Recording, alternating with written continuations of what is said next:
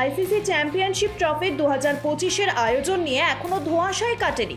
এরই মাঝেই পাকিস্তান নতুন প্রস্তাব নিয়ে হাজির হয়েছে। তারা ভারতের সব ম্যাচ লাহোরের এক ভেন্যুতেই আয়োজন করতে চায়। কয়েকদিন আগে তারা আইসিসিকে 3টি ভেন্যু করাচি, লাহোর ও রাওয়ালপিন্ডিতে চ্যাম্পিয়নশিপ ট্রফি আয়োজনের কথা জানিয়েছিল। নিরাপত্তার স্বার্থে এবার তারা ভারতের সব ম্যাচ কেবল লাহোরেই আয়োজন করতে চায়।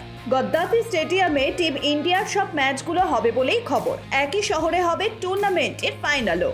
চারিদিকে শুধু এখন আইপিএল রব। ইতিমধ্যেই প্রত্যেকটি দল কম বেশি 9-10টি করে ম্যাচ খেলেই নিয়েছে।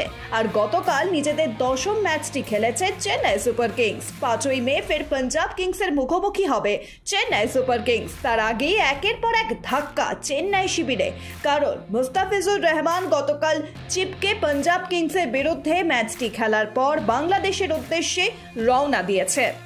এই মাসের শেষের দিকে মার্কিন যুক্তরাষ্ট্রের উদ্দেশ্যে রওনা হবেন তিনি। এছাড়াও ভাইরাস জ্বরে ভুগছেন তুষার দেশপান্ডেও, যার কারণে গতকাল দলের জন্য অনুপলব্ধ ছিলেন তিনি। শুধুমাত্র তাই নয়, শ্রীলঙ্কান তারকা মথিসা প্যাথিরানা এবং মহিস থিকসানারা আসন্ন টি-20 বিশ্বকাপের ভিসা প্রক্রিয়ার জন্য তাদের দেশে ফিরছেন। টি-20 বিশ্বকাপ শুরু হতে আর মাত্র 1 মাসের সময় বাকি রয়েছে। এরই মধ্যেই সকল দল নিজেদের প্রস্তুতি সেরে ফেলেছে। অন্যদিকে বেশ কিছু দেশ নিজেদের স্কোয়াড ঘোষণা করে ফেলেছে। এবার অস্ট্রেলিয়া, ভারতদের পরে শক্তিশালী দল ঘোষণা করল পাকিস্তান। তবে বিশ্বকাপের জন্য নয়, আসন্ন আয়ারল্যান্ড এবং ইংল্যান্ড সিরিজের জন্য বাবর আজমের নেতৃত্বে দল ঘোষণা করা হয়েছে।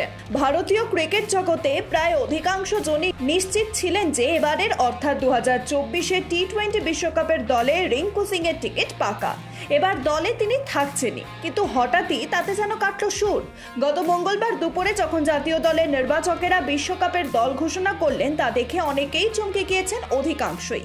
কেননা সেই 15 সদস্যের দলে জায়গা হয়নি রিঙ্কুর।